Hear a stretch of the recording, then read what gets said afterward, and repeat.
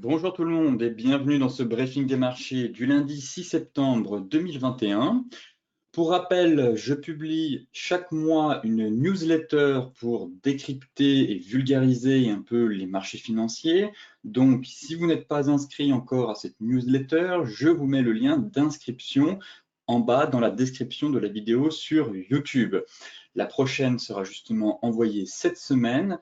Donc, si vous souhaitez avoir des informations et du contenu sur les marchés financiers, eh bien, n'hésitez pas à vous inscrire à cette newsletter mensuelle. Par ailleurs, je vous laisse prendre connaissance de l'avertissement légal sur les risques.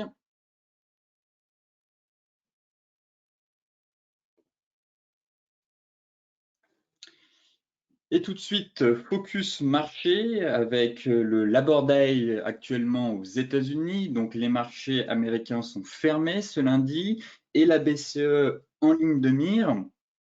Aussi, le 9 septembre, donc ce sera jeudi. Mais avant ça, Wall Street a quand même terminé en ordre dispersé en fin de semaine, comme vous le savez, en raison un peu de la perplexité, je dirais, des investisseurs face à la situation économique aux États-Unis, avec à la fois un net ralentissement des créations d'emplois et une hausse des salaires susceptible de provoquer de l'inflation. Alors, nous avons eu le rapport mensuel du département du travail qui a montré que l'économie américaine n'avait créé que 235 000 emplois non agricoles le mois dernier, un chiffre quand même plus de 3 fois inférieur aux attentes, ce qui confirme un ralentissement, du moins une détérioration de la dynamique de reprise économique aux États-Unis. Ce rapport a aussi fait état d'une hausse plus forte que prévue des salaires, susceptible d'alimenter justement, encore une fois, l'inflation qui, selon Jérôme Powell, est transitoire. Et cette double évolution devrait justement compliquer la tâche de la Réserve fédérale au moment, comme vous le savez, où ses responsables débattent de l'opportunité de réduire son soutien à l'économie avec le fameux tapering. Donc, les prochains chiffres sur l'emploi vont être assez scrutés.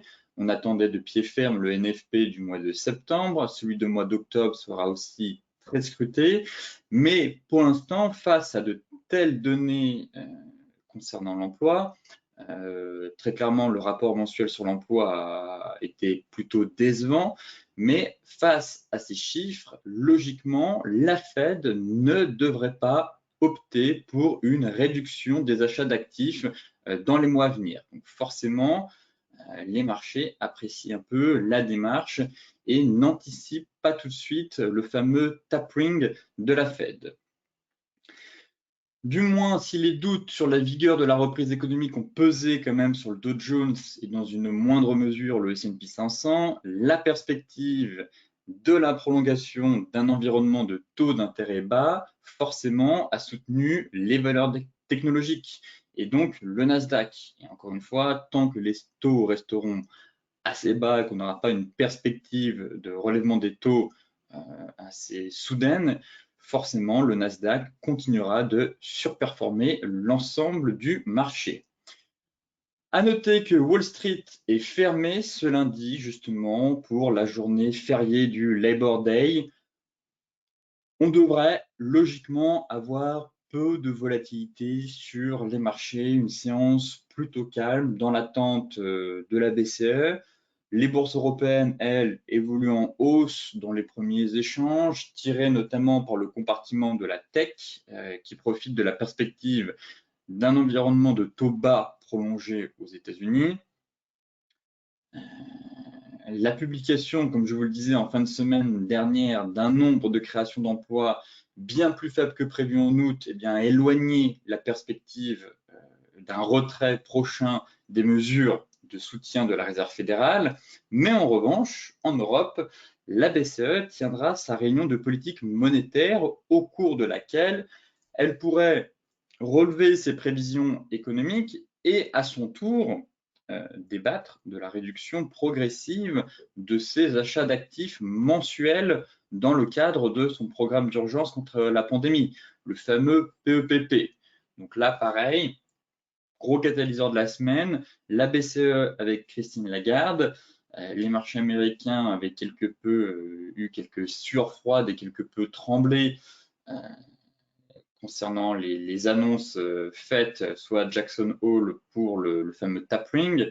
Donc là, maintenant, c'est un peu au tour de l'Europe d'essayer de déceler en tout cas des indications concernant la réduction progressive des achats d'actifs de la BCE.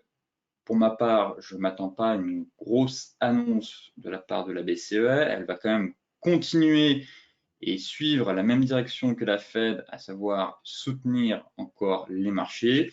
Mais bien évidemment, elle doit commencer à préparer les investisseurs et les opérateurs à un retrait progressif des achats d'actifs. Cela pourra avoir lieu peut-être d'ici la fin de l'année ou début 2022, mais il convient de commencer un peu à tâter le terrain pour ne pas surprendre les opérateurs, auquel cas on pourrait avoir une correction ou un mouvement correctif sur l'ensemble des bourses.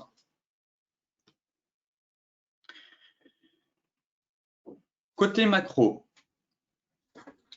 je vous parlais la semaine dernière des indicateurs permettant de mesurer un peu la valorisation des marchés et ainsi de savoir surtout si le marché américain était cher. Donc, notamment avec le ratio CAP, on a pu voir le ratio CAP qui était quand même sur des niveaux assez élevés, le sell side indicateur, et je vous parlais justement du Buffett indicateur. Donc, j'ai retrouvé le graphique de Warren Buffett, le Buffett indicateur qui prend la capitalisation boursière mondiale par rapport au PIB mondial. Et on se rend compte que on a atteint des niveaux records et que, encore une fois, c'est intéressant toujours de savoir un peu où est-ce qu'on se situe pour avoir une prise de recul, mais que ces ratios étaient quelque peu faussés, étant donné que la masse monétaire n'a jamais été aussi importante qu'en 2020-2021.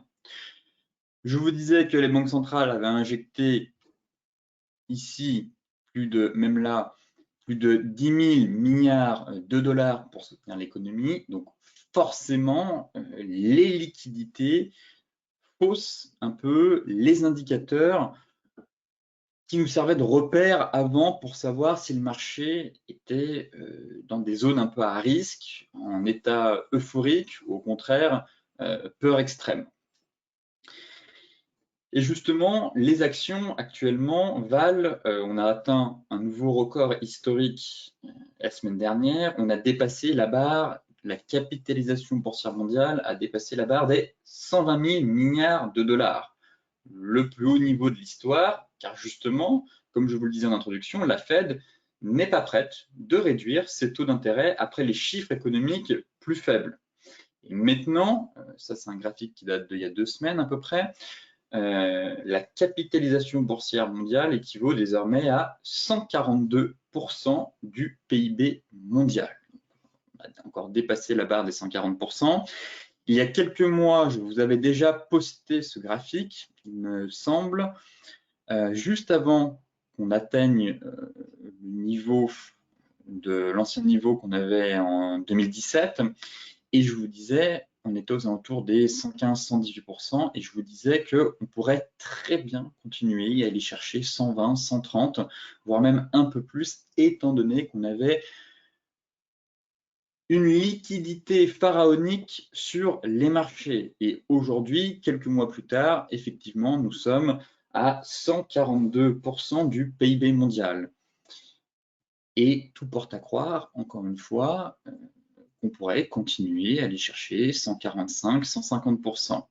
Donc, encore une fois, prise de recul avec cet indicateur.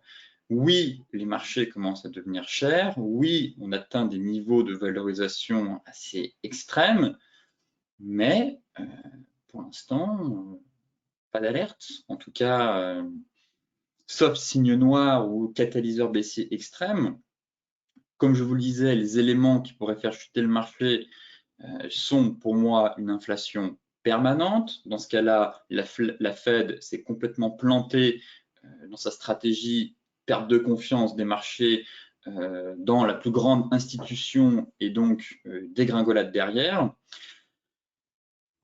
Ou le tapering, réduction des achats d'actifs. Reste à savoir après l'ampleur de la réduction des achats d'actifs, mais on en parle depuis maintenant 3-4 mois. Les marchés sont préparés selon moi, mais sait-on jamais si c'est comme en 2018 où finalement les marchés ont corrigé derrière de 10-15%. Mais voilà un peu comment interpréter et comment voir cet indicateur.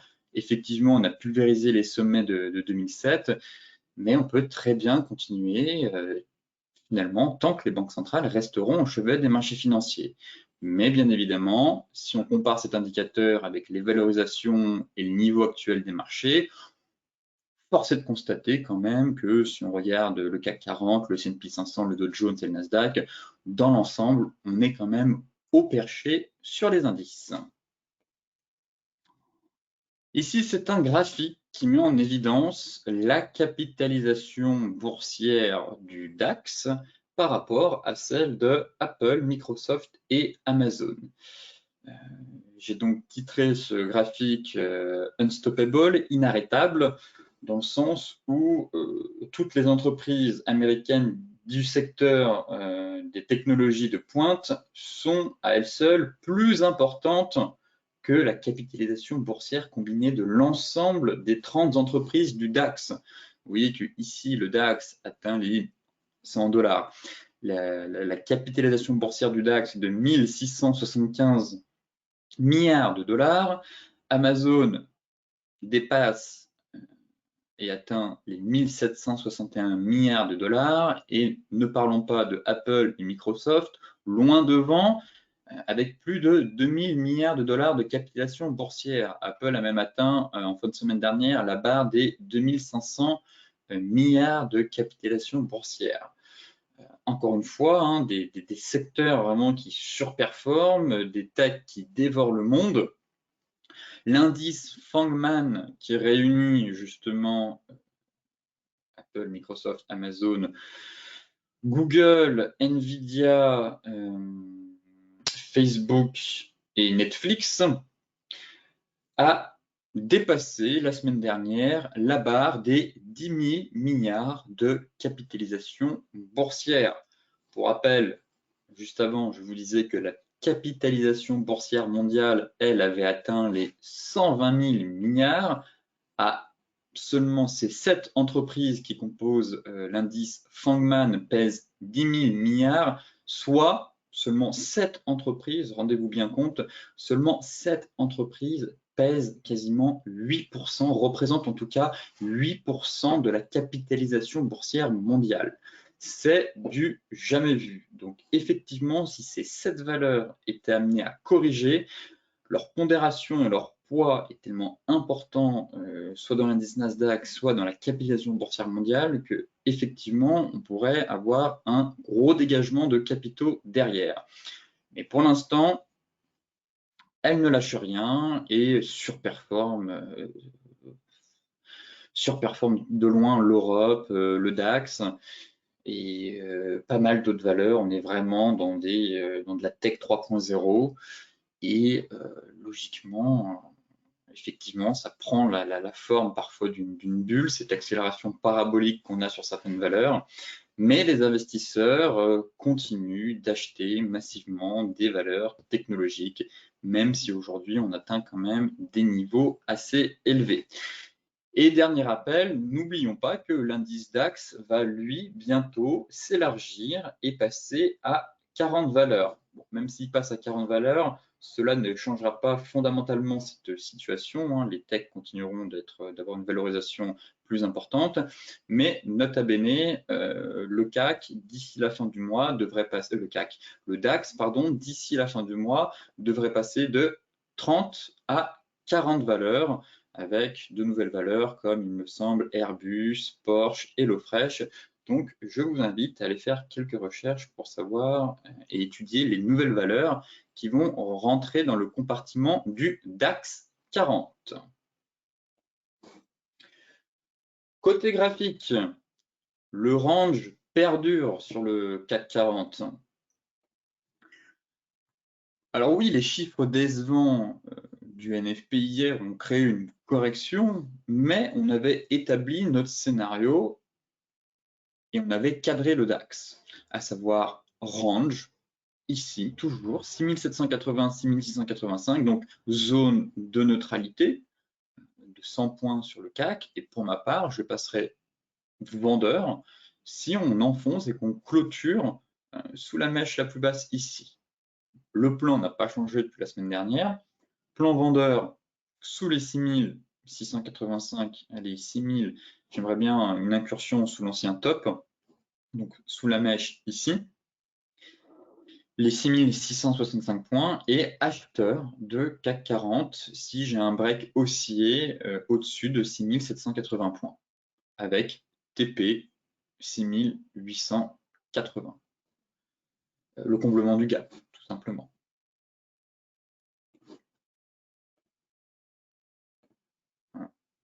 Si on reporte un peu ce range, l'objectif théorique, vous voyez bien que c'est le comblement du gap. À l'inverse, si correction en A, B, C, je viserai donc les 6570 points. Voilà mon plan à moyen terme, plutôt swing sur le CAC 40.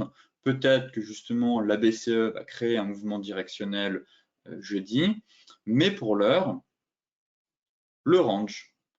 Encore une fois, je vous invite donc à vous positionner soit à l'achat ou à la vente ou à attendre la cassure, mais à vous positionner sur la borne haute ou la borne basse du range. Ensuite, soit vous adoptez une stratégie vendeuse, encore une fois, si vous avez des éléments qui vous indiquent une nouvelle rotation des prix vers la borne basse, soit on surveillera la cassure pour tenter d'amorcer une nouvelle jambe de hausse pour venir combler ce gap. Mais pour l'heure, rien n'a changé. Zone de neutralité toujours entre 6685 et 6780. Mise en place d'une stratégie de trading range. Le DAX. Le DAX, piégeux. Le DAX très piégeux. On a eu la correction finalement. J'alertais un peu en fin de semaine sur les deux bougies ici plutôt baissières avec ce triangle, mais finalement je suis absolument pas convaincu du triangle. Et on a encore une fois clôturé sous notre oblique haussière, à savoir la borne haute de notre canal mensuel.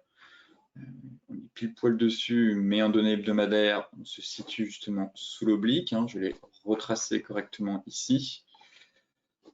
Et actuellement, on est pile poil dessus. Et en fin de semaine dernière, une nouvelle fois, on a clôturé sous l'oblique. Donc très clairement, un marché qui, depuis début juin, évolue un peu en crabologie, travaille cet oblique sans pour autant parvenir à créer une nouvelle accélération. Et en données daily, j'ai plutôt envie de quadriller le DAX dans un range. Alors, de base, on avait mis un triangle comme cela, avec cet oblique qui passait. Finalement, on a eu une fausse cassure par le haut, après deux avalements baissiers. Hier, en fin de semaine, grosse accélération baissière. On pense avoir cassé, finalement, ce matin, c'est avec un gap. Donc, pour moi, le triangle a très clairement dysfonctionné. Et j'ai plutôt envie de quadriller le DAX dans un range. Voilà. Pour moi, dans un range technique et on travaille cet oblique. Donc là, pour ma part, j'attendrai de nouveau un retour sur les 16 000 points pour le DAX. Et en cas de cassure de ce niveau, je viserai les 16 160, à savoir la borne haute de notre canal haussier.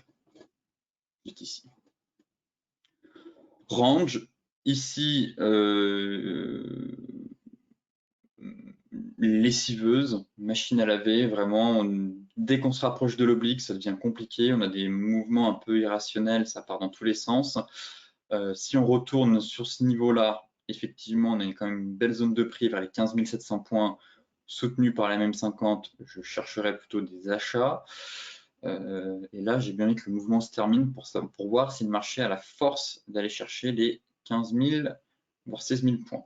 Et si clôture au-dessus des 16 000 points, dans ce cas-là, invalidation des deux patterns baissiers qu'on a eu ici, et stratégie plutôt haussière pour aller chercher les 16 160, 16 180 points. En données 4 heures, bon, pas beaucoup d'indications, je trouve, sur le DAX. Pour moi, on est dans le range. Encore une fois, on est dans une zone de neutralité, comme sur le CAC 40. Des niveaux d'intervention, encore une fois, soit sur la borne basse, soit sur la borne haute. Et là, on est au milieu du range. Bon, tout porte à croire que les prix devraient effectuer une rotation complète. Donc, effectivement, l'objectif serait d'aller chercher les 15 990. Mais je pense que l'Europe devrait pas prendre, en tout cas, pas prendre un départ impulsif juste avant les annonces de la BCE. Très clairement, les opérateurs devraient logiquement se positionner après le discours de Christine Lagarde ce jeudi. Et pour l'heure, on pourrait continuer à évoluer dans un range dans l'attente de la réunion de la politique monétaire et du discours à 14h30 ce jeudi. Le Dow Jones, très rapide. De toute façon, le marché est fermé ce lundi à cause du Labor Day. Bon, rien n'a changé. Finalement, il ne s'est absolument rien passé malgré des données plutôt décevantes sur l'emploi américain. Mais en données daily, je vais quand même regarder la tête de la bougie. On n'a juste pas beaucoup de volatilité sur les indices américains, hein, malgré la rentrée. Il ne s'est pas passé grand-chose finalement, ça reste haussier. Les niveaux de support weekly tiennent toujours. Le plan reste le même sur le Dow Jones. J'attends toujours, du moins si le marché m'offre cette opportunité, un retour sur les 35 100, borne haute du range, soutenu par oblique, plat Kijun, MM50, donc plusieurs éléments qui convergent, qui indiquent que nous avons une zone de support importante, mais pour l'heure, on est un peu au milieu de nulle part. Soit la cassure par le haut. Sinon, effectivement, autre élément intéressant à surveiller à plus court terme, c'est la sortie par le haut de ce triangle ascendant. Pour l'heure, les prix restent enfermés dans ce triangle. J'attendrai de ce fait la cassure d'une des deux bornes. Effectivement, si on sort par le bas, on devrait logiquement venir chercher mon objectif pour tenter de se repositionner dans le sens du flux à la hausse. Et si on a une sortie par le haut, eh bien on devrait break les anciens plus hauts et par la suite accélérer pour viser le seuil psychologique des 36 000 points. L'euro-dollar.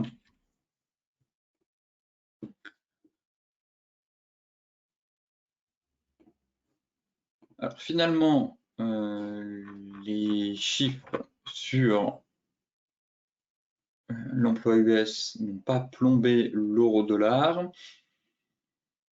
J'aimerais quand même qu'on break les 1,1875 pour aller chercher un peu plus loin. Pareil, cette fois-ci, tous les regards sont tournés vers Christine Lagarde, qui devrait logiquement, par la suite, créer pas mal de volatilité sur le Forex. Bon, le plan, selon moi, n'a pas changé. On est toujours dans un range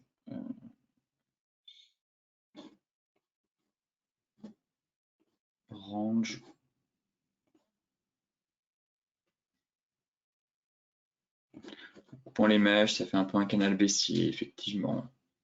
Sinon, ça peut aussi faire un range, on prend les plus bas et qu'on coupe les mèches haussières.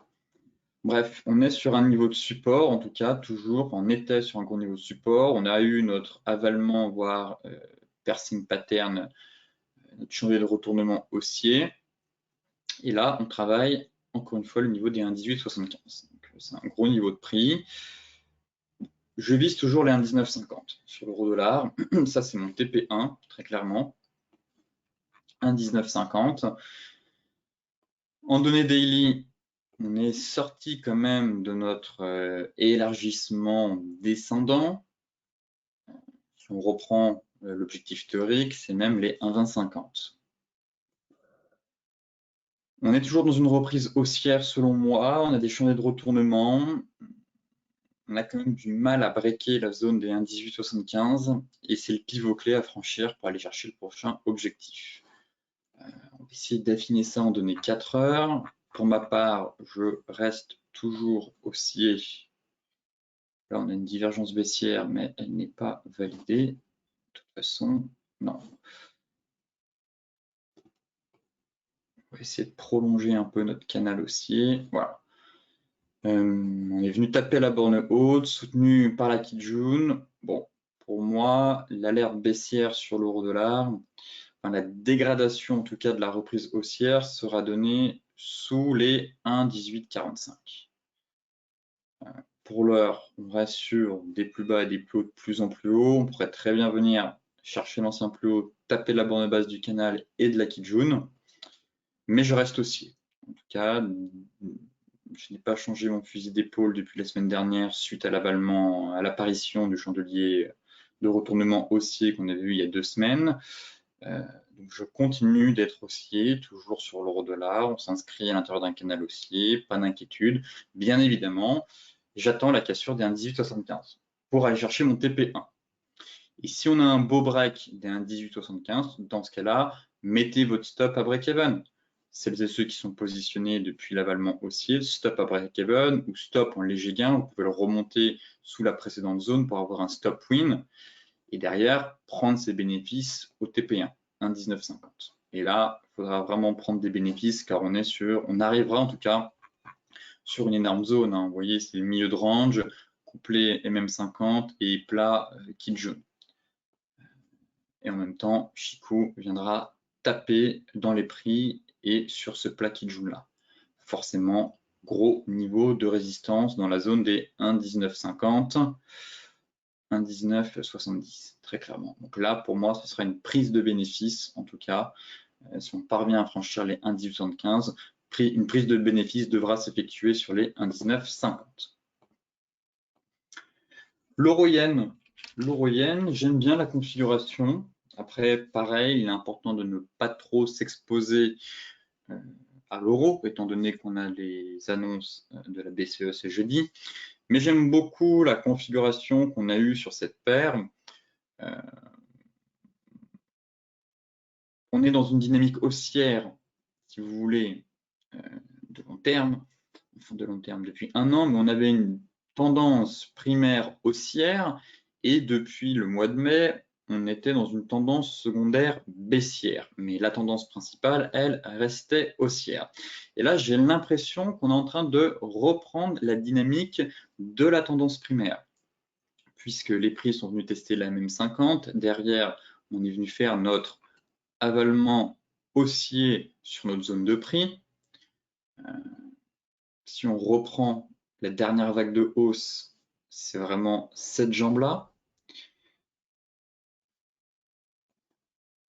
Finalement, on avait retracé les 50% MM50, on fait notre avalement haussier. Donc là, j'aime bien cette configuration sur la dernière vague de hausse, retracement de 50, on reprend de la hauteur. Derrière, si on se met en données daily, pour affiner un peu tout ça, on a un V-bottom. Et beaucoup de paires ont formé de V-bottom la semaine dernière. Rappelez-vous, on avait l'AUD-USD, il y a pas mal de paires en AUD, j'en ai vu d'autres aussi, mais on avait un peu cette configuration de V-bottom sur pas mal de paires. Et finalement, des signaux techniques haussiers, de reprise haussière, en tout cas, ont été déclenchés. Et là, pareil, j'aime bien la configuration qu'on est en train de prendre sur cette paire, tout simplement. Après être venu taper le niveau des 50, on peut refaire la même chose ici. Et on se rend compte que la ligne de coup de notre V-bottom correspond d'une part à une résistance horizontale, mais aussi au niveau des 38,2 de Fibonacci, qui a quand même été, voilà, ça reste quand même un beau niveau de prix qu'on est venu breaker. Et là, on est en train d'effectuer le pullback. Donc, j'ai envie, et dernier élément bien sûr, c'était la dynamique de la tendance baissière, qui elle, tendance primaire haussière, tendance secondaire baissière, des plus hauts et des plus bas, de plus en plus bas. Et qu'est-ce qu'on est venu faire? Un plus haut que le précédent. Donc, inversement de la tendance secondaire, reprise haussière, vu qu'on break l'ancien plus haut, et possibilité de repartir dans notre tendance primaire, avec formation d'un V-bottom. Voilà tous les éléments que m'indique le marché. Face à ça, j'ai bien envie d'être haussier, d'être acheteur sur l'euro, d'être acheteur de l'euro face au yen, avec pourquoi pas un stop loss juste en dessous, sous les 129,70 et viser les 131,50 en TP1 et en TP2, cette zone-là. Voilà, bon, une grosse zone de prix ici. Là, j'ai l'impression qu'on est en train de faire le pullback. Un stop loss, mon plan serait plutôt haussier avec un stop loss à peu près ici et viser TP1 131,15, mettre son stop à break-even et TP2, ce serait les 132. Si on affine maintenant en données 4 heures, voilà, j'aime bien la configuration. Effectivement, on a validé une divergence baissière, je vous l'accorde, mais cette divergence baissière intervient sur un support. Donc forcément, on lui accorde moins d'importance. Si la divergence baissière avait été validée en breakant le support, effectivement, j'aurais pas eu ce plan-là. Mais là, divergence baissière, certes, est validée, mais les prix se sont arrêtés sur la ligne de coup. Donc forcément, on ne passe pas vendeur. Ça aussi, c'est des éléments à prendre en compte pour éviter d'avoir des faux signaux sur les divergences. Et là, j'aime bien en tout cas la dynamique qu'on est en train de prendre. On vient pullbacker et pour moi, MM50 qui remonte, tant qu'on ne vient pas finalement breaker cette zone et qu'on ne repasse pas sur notre petite jaune, on reste sur des plus bas, des plus hauts, de plus en plus haut. Et voilà pourquoi j'ai envie d'être acheteur actuellement sur l'euro-yen pour viser les 131,15 et les 132. Enfin, un autre plan encore sur l'euro NZD. Après, c'est sûr que ça fait une grosse exposition sur l'euro. Mais rappelez-vous, c'était le plan qu'on avait mis en place sur la borne basse du range, qu'on surveillait en tout cas la semaine dernière. Et je vous disais de surveiller le range et de ne pas vous précipiter. Et là, très clairement, on est venu taper la borne basse de notre range. Finalement, on est en train de réintégrer. Vous voyez qu'on a fait une fausse cassure, un peu comme ici. Si je retrouve ici, on a fait une fausse cassure.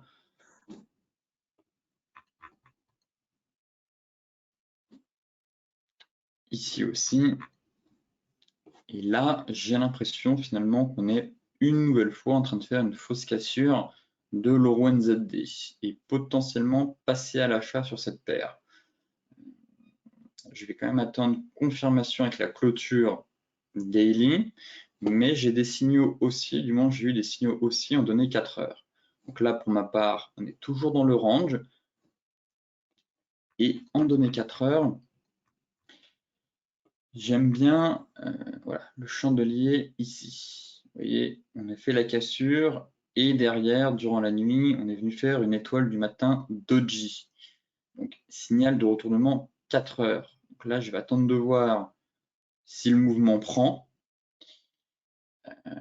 Même surveiller une clôture daily. Et effectivement, sur une clôture daily qui réintègre bien le range, je considérais que ce chandelier est validé, qu'on pourrait éventuellement passer acheteur sur le OneZD.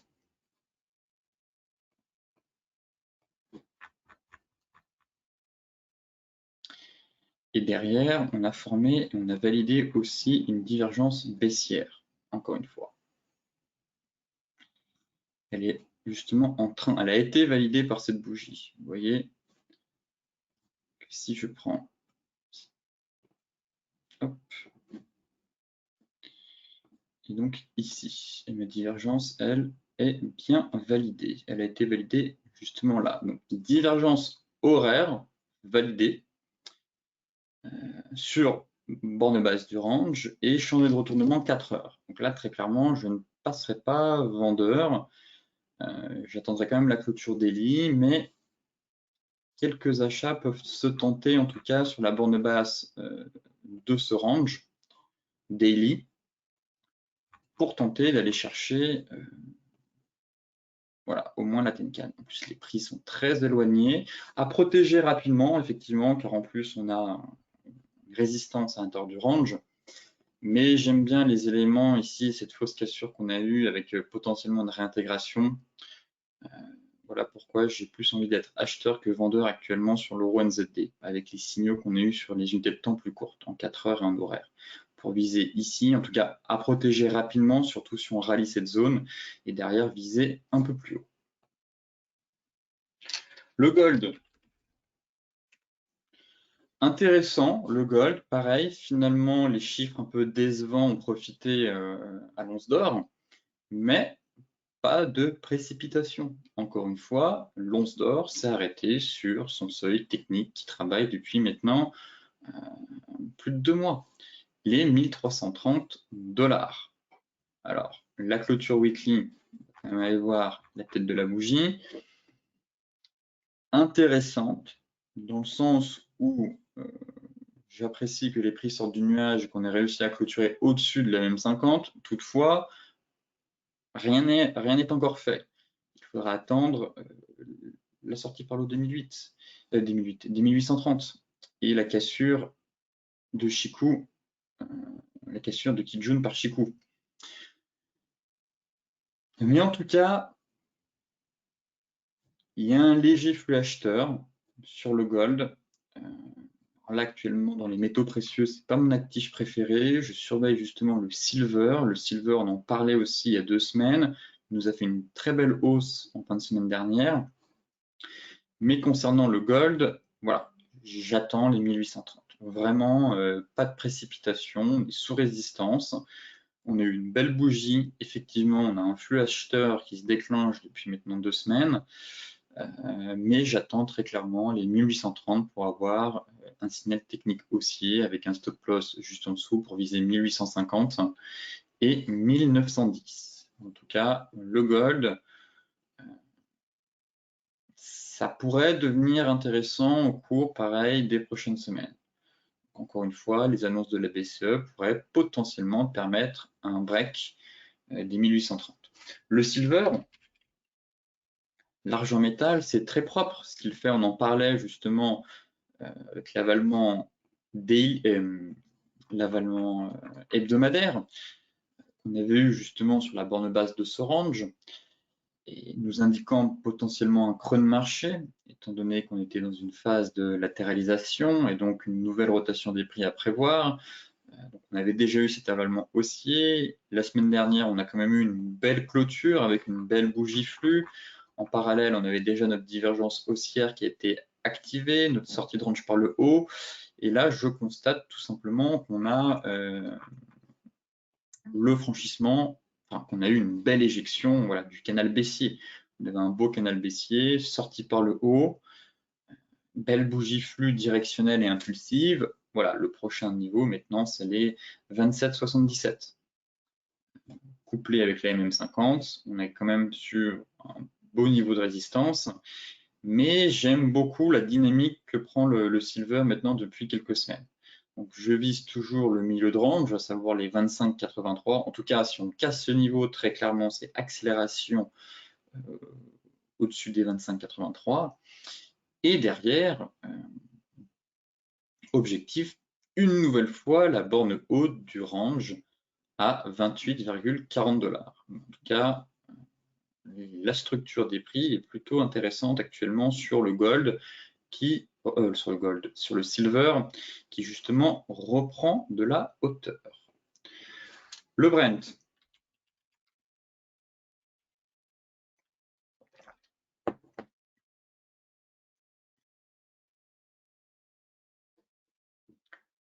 Le Brent, on avait évoqué un plan haussier sur le Brent. Pour ma part, le plan reste le plan, toujours. Le cours du pétrole évolue en baisse ce matin après la décision annoncée dimanche de l'Arabie Saoudite de réduire ses prix de vente pour ses clients en Asie, signalant justement des craintes pour la demande. Les marchés américains sont, eux, fermés aujourd'hui. C'est quand même eux qui drivent énormément les cours du pétrole, ce n'est pas l'Europe. C'est vrai que j'aurais aimé que la clôture qu'on a eue jeudi tienne finalement vendredi. Bon, c'était un peu léger. On est quasiment repassé, du moins si on prend une bougie weekly, on a clôturé justement sous notre zone.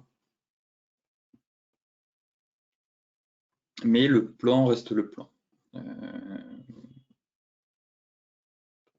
Savoir le plan acheteur. Toujours, je garde cette configuration. Invalidation de mon plan si on clôture sous les précédentes mèches juste ici. Mais je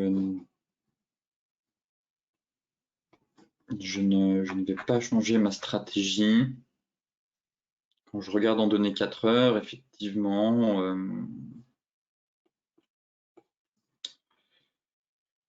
on réintègre, mais c'est pas si catastrophique que ça d'un point de vue des prix. Bien entendu, j'aimerais qu'on repasse au-dessus des 72,45. Là, effectivement, ça montrerait très clairement que finalement les acheteurs sont plutôt présents et qu'on a juste eu des prises de bénéfices suite aux annonces de l'Arabie Saoudite ce week-end, mais sans grandes conséquences derrière. En tout cas, mon plan haussier que j'ai mis en place jeudi, lui, ne change pas. Je reste haussier sur le Brent. Effectivement, le signal cassure Tenkan Kijun est quand même assez important en weekly. Bien entendu, ce serait une invalidation logiquement avec un stop loss juste ici, mais la bougie est tellement impulsive que derrière, il faut quand même avoir un ratio de 1 pour 2.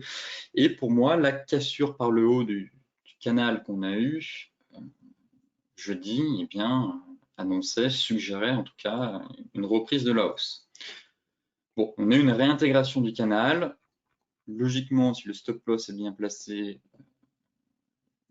pas d'inquiétude. Pour moi, le plan reste l'invalidation sous la mèche, ici. Il faudrait qu'on revienne taper les 70 $. Pour l'instant, je garde ce plan-là sur le Brent et on verra si je me suis planté ou pas au cours des prochains jours. Mais j'ai plutôt envie d'être haussier sur le pétrole actuellement pour viser les 76 $, 75,80 en TP1. Concernant le light, le light, c'est sûr que peut-être que le light avait raison.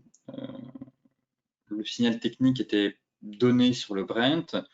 Effectivement, sur le light, on était encore dans le canal sous la même 50. On avait juste breaké jeudi la résistance horizontale. Alors que sur le Brent, on avait quand même franchi l'avant-note du canal, la MM50 et la résistance horizontale. Bon, peut-être que le light va avoir raison sur le plan acheteur et qu'au final, on va repasser baissier. Effectivement, sur le light, on n'avait pas un signal technique haussier. En retard sur le Brent, on retraçait que les 50% quand le Brent, lui, avait déjà retracé les 61,8 de la dernière vague de baisse. Mais bon, j'ai pas envie d'être baissier pour autant. Hein. Peut-être que j'ai un biais, je ne sais pas, mais pour moi, c'est ce niveau-là qui va être décisif pour la suite, très clairement. Et donc, balle au centre, peut-être, retour dans une zone de neutralité sur le Brent. Mais pour moi, la zone, elle est ici. Elle est comme sur le Brent. Sur le light, elle est comme sur le Brent. Mon niveau d'invalidation, très clairement, ce serait une incursion et un retour sous les plus bas. En tout cas, je n'avais pas mis de plan haussier de plan de trading en place sur le light, c'était plutôt sur le Brent. Donc, je vais plutôt être focus sur le Brent maintenant pour faire le suivi. Mais sinon, le scénario est exactement le même. Hein. On a fait une fausse cassure de la résistance, réintégration. Bon, pour moi, j'estime que c'est balle au centre actuellement. Mais je garde un biais baissier un biais, pardon, le lapsus, je garde un biais haussier sur le pétrole. Donc maintenant, on fera le point en fin de semaine, si le marché me donne raison ou tort. Pour terminer, les crypto-monnaies. Avec le Bitcoin, c'est très propre, rien à dire. On attendait la cassure des 51K. Je vous expliquais en parallèle que le BTC évoluait dans un biseau descendant au sein du RSI. Et qu'est-ce que ça a donné? La cassure de la fameuse zone a elle aussi déclenché la sortie par le haut du biseau. Très clairement, c'est plutôt de bon augure pour la suite. Je reste haussier, de toute façon, je continue d'affirmer ma reprise en U sur l'ensemble des cryptos. L'Ethereum qui surperforme le marché et qui bientôt atteint ses plus hauts historiques. Non, très clairement, l'Ethereum c'est bien inscrit dans une reprise en U. Je continue de croire au même scénario sur le BTC. Effectivement, la fameuse zone que tout le monde attendait, c'était la zone des 49 900 et des 51K. C'est chose faite avec une belle bougie en plus. Derrière, bon, je tente de cadrer un peu cette hausse à l'intérieur d'un canal haussier. Bon, on verra ce que ça va donner. C'est sûr que si on break par le haut, c'est invalidé, mais en tout cas, le BTC pourrait s'inscrire dans ce scénario-là. Je continue d'être haussier et mon prochain objectif, c'est les 53 250. Peut-être que certains se sont positionnés à la sortie du range. On avait aussi ce triangle 4 heures qu'on avait mis en place en fin de semaine dernière. L'objectif pour moi, ça reste les 53 250. Les plus frileux ou les plus prudents ont peut-être attendu la cassure justement de cette zone pour se positionner. Et là, ce sera intéressant d'essayer de l'avoir sur pullback. Pullback pour viser notre zone ici avec un stop loss par là.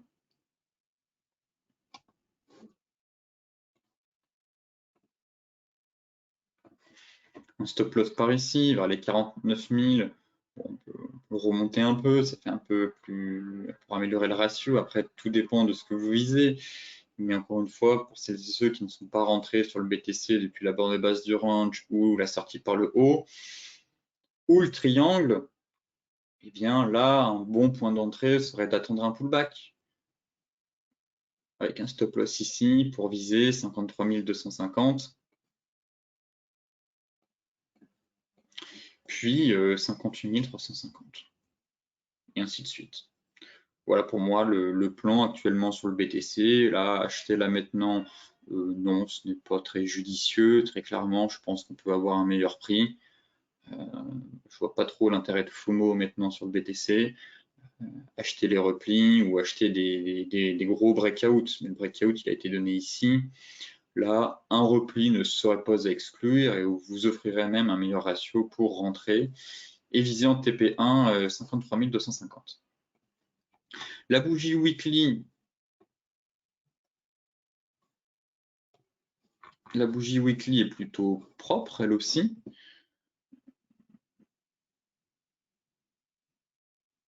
En tout cas, rien à dire. Bougie weekly qui break justement le niveau des 51K. Donc, on a une belle close en weekly. Voilà, que dire de plus si ce n'est d'aller chercher les 53 250.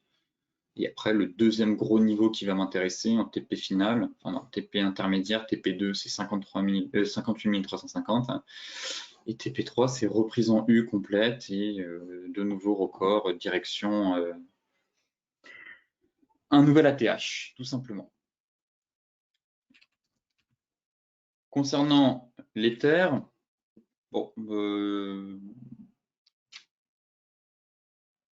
il ne s'est rien passé durant le week-end.